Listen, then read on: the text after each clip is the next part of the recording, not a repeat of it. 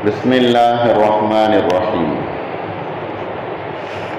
والشمس تجري لمستقر لها ذلك تقدير العزيز العليم والقمر قدرناه منازل حتى عاد كالأرجون القديم. சூரா யாசீனுடைய 38வது வசனம் மற்றும் 39வது வசனம். வஷம்ஸ் தஜ்ரீ லிமுஸ்தகர்ரின் லஹா, சூரியன் அதற்கு நிர்ணயம் செய்யப்பட்ட அந்த இடத்திலே அது சென்று கொண்டே இருக்கிறது.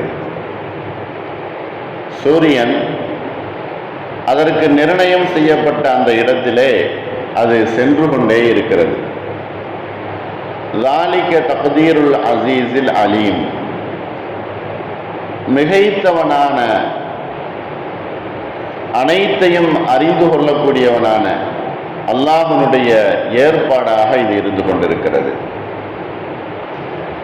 சூரியன் அதற்கு நிர்ணயம் செய்யப்பட்ட அந்த கோட்டிலே அந்த இடத்திலே அது பயணித்து கொண்டே இருக்கிறது. இது அனைத்தும் அல்லாஹ்வுடைய ஏற்பாடாக இருந்து கொண்டிருக்கிறது. வல் கமர கத்தரனாகு, சந்திரன் இருக்குதே அது கத்தரனாகு, அதற்கு நாம் ஏற்படுத்தி இருக்கிறோம் மனாசில, பல இடங்களை அது இருப்பதற்கு நாம் அந்த சந்திரனுக்கு ஏற்படுத்தியிருக்கிறோம். ஹத்தா ஆதகல் உர்ஜூனில் கதீம், அப்படி பல இடங்களில் அது தங்கிவிட்டு கடைசியாக பழைய பேரிச்சம்பழத்தின் ஒரு கிளையின் காய்ந்து போன அந்த கிளையை போன்று அது மீண்டுவிடும். மிகவும் மெல்லியதாக அது கடைசியிலே அது ஆகிவிடும். அதுபோன்று அந்த மாதிரி ஒரு நிலைமை அந்த சந்திரனுக்கு ஏற்பட்டுவிடும். சந்திரன் அதற்கு அல்லாஹ் பல இடங்களை ஆக்கியிருக்கிறான். கடைசியாக அது நுண்ணிய கோடு போல அது மாறிவிடும்.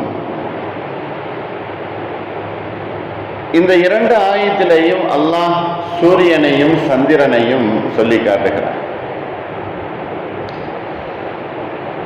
தொடர்ச்சியாக அல்லாஹ் முன்னால் உள்ள ஆயத்தினுடைய தொடர்ச்சியாக அல்லாஹ் இதையும் சொல்லி காட்டுகிறான். இருளிலே சந்திரனை காண முடியும், பகலிலே சூரியனை காண முடியும். இது மிகப்பெரிய அல்லாஹ்வுடைய ஏற்பாடு. சூரியன் உலகத்திற்கு அல்லாஹ் மிகப்பெரிய வெளிச்சமாக ஆக்கியிருக்கிறான். சூரியனை போன்று ஒரு வெளிச்சம் உலகத்தில் எதுவுமே இல்லை. அப்படிப்பட்ட ஒரு வெளிச்சம். அதற்கு அல்லாஹ் ஒரு இடத்துல இல்லாமல் அது சென்று கொண்டே இருக்கக்கூடிய இடத்தை அல்லாஹ் நிர்ணயம் செய்திருக்கிறார். மனிதன் எப்படி தன்னுடைய இலக்கை அடைவதற்கு உலகத்தில் ரோடுகளை போட்டு வைத்து பாதைகளை அமைத்து வைத்திருக்கிறானோ, அதுபோல அல்லாஹ் சூரியன் செல்வதற்கு உரிய பாதையை அல்லாஹ் நிர்ணயம் செய்து வைத்திருக்கிறான். அது அதில் சென்று கொண்டே இருக்கிறது. அது ஒரு இடத்திலே நின்று விடாது. அது போய்கொண்டே இருக்கும், அது சென்று கொண்டே இருக்கும். அல்லாஹ் அதனுடைய நிலையை ஏற்படுத்தி இருக்கிறான்.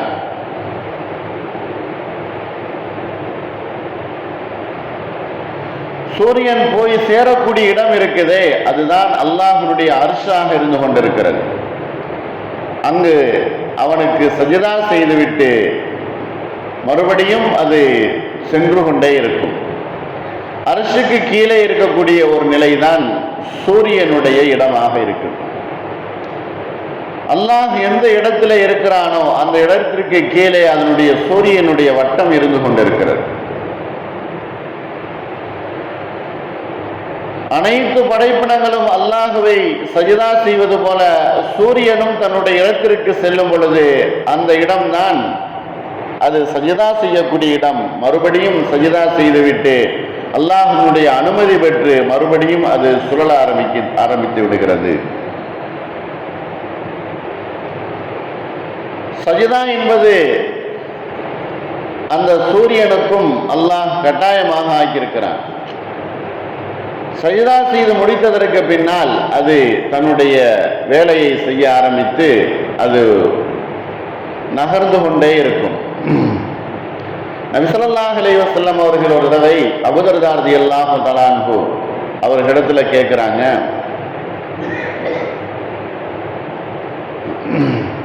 சூரியன் மறையக்கூடிய நேரம், அந்த நேரம் மறையக்கூடிய அந்த நேரத்திலே நபி ஸல்லல்லாஹு அலைஹி வஸல்லம் அவர்கள் அபூ தர்தா ரலியல்லாஹு அன்ஹு அவர்களை பார்த்து கேட்குறாங்க, அபூ தர்தாவே, சூரியன் எங்கு போய் கொண்டிருக்கிறது, அது எங்கு மறைகிறது என்று கேட்கும் பொழுது அபூ தர்தா ரலியல்லாஹு அன்ஹு அவர்கள் சொல்கிறார்கள், அல்லாஹ்வுக்கும் ரசூலுக்கும் தான் தெரியும், எனக்கு தெரியாது என்பதாக சொல்றாங்க. நபி ஸல்லல்லாஹு அலைஹி வஸல்லம் அவர்கள் அதற்கு பதில் சொன்னார்கள், அது அல்லாஹ்வுடைய அர்ஷுக்கு கீழே சென்று கொண்டிருக்கிறது, அது சஜ்தா செய்வதற்காக வேண்டி செல்கிறது.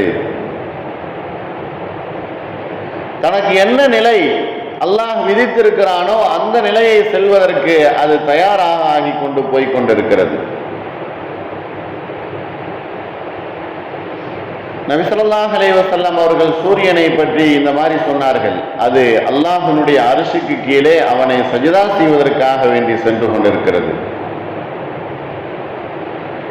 அல்லாஹ்வுக்கு முன்னால் அவன் உயர்ந்தவன், அவன் மிக்க மேலானவன், அவன் அடக்கி ஆளுபவன், அவனுக்கு சஜ்தா செய்வதற்கு சூரியன் தன்னுடைய இருப்பிடத்திலே அது போய் கொண்டிருக்கிறது என்பதாக நபி ஸல்லல்லாஹு அலைஹி வஸல்லம் அவர்கள் சொன்னார்கள். அல்லாஹ் ஒருபோதும் இந்த சூரியனை கியாமத் நாள் வரையும் நிப்பாட்டாமல் ஓட வைத்துக் கொண்டே இருப்பான். கியாமத் நாள் வந்தால்தான் அது நிற்கும். நிற்குதல் என்பது சூரியனுக்கு இல்லை. சூரியனை நாம் பார்க்க முடியும், அது செல்லக்கூடிய இடம் அல்லாஹ் நிர்ணயித்தது.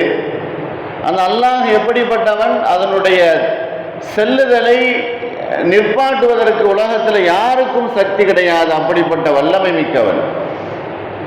அதான் அல்லாஹ் இந்த ஆயத்தில் அசீஸ் என்பதாக சொல்லுகிறான். அது யார் ஏற்படுத்தியது, அதனுடைய கோட்டையும் அதனுடைய ரோட்டையும் அது செல்லக்கூடிய இடத்தையும் வல்லமை மிக்க சக்தி வாய்ந்த அடக்கி ஆளக்கூடிய அல்லாஹுக்கே சொந்தமானதாக இருக்குது. அதே நேரத்தில் அது எங்கு செல்கிறது, எந்த அளவு அதனுடைய ஓட்டம் இருந்து கொண்டிருக்கிறது என்பதை அல்லாஹ் நன்கு அறிந்தவனாக இருக்கிறான்.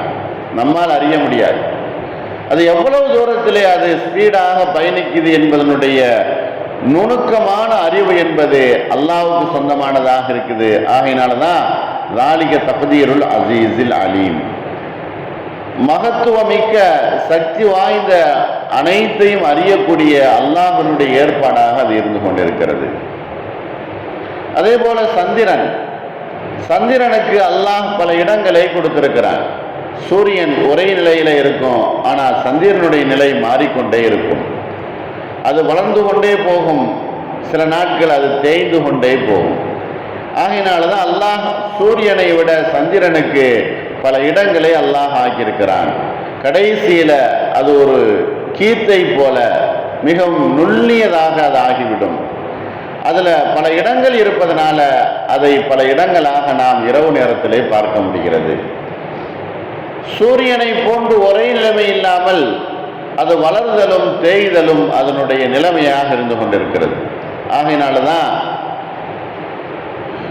அல்லாஹ் திருமறையில சந்திரனை பற்றி அவர்கள் கேட்கிறார்கள், ஆனால் அது அவர்களுக்கு கயம் காட்டக்கூடியதாக இருக்குது.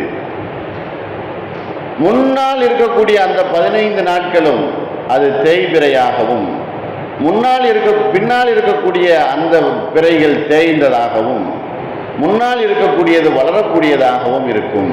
இதை வைத்து அவர்கள் கணக்கிட்டு கொள்ள வேண்டும் என்பதாக அல்லாஹ் திருமறையிலே சொல்லி காட்டுகிறான். இஸ்அலூனக அனில் அஹில்லா குல் ஹிய மவாகீது லின்னாஸ், மனிதர்களுக்கு அது மிகவும் கணக்கிட்டுக் கொள்வதற்கு பிரயோஜனமானதாக இருக்கும். அந்த சந்திரன் அது தேய்ந்து போகக்கூடிய நிலைமையும் ஏற்படும், அது வளர்க்கக்கூடிய நிலைமையும் ஏற்படும். ஆகையினால் சூரியனும் சந்திரனும் அல்லாஹ்வுடைய மிகப்பெரிய படைப்புகளாக இருக்கிறது. இதை கொண்டு மனிதன் படிப்பினை பெற்றுக் கொள்ள வேண்டும் என்பதை அல்லாஹ் இந்த 2 ஆயத்துகளையும் சொல்லி காட்டுகிறான். அல்லாஹ்வுடைய இந்த அறிவுரைகளை பெற்று நல்லோடு மனிதர்களாக உலகத்திலே வாழக்கூடிய தௌஃபீக்கை அல்லாஹ் நாம் எல்லோருக்கும் தந்தல் புரிவானாக. வாஹிர் தாவானா அல்ஹம்துலில்லாஹி ரப்பில் ஆலமீன். அஸ்ஸலாமு அலைக்கும் வரஹ்மத்துல்லாஹி.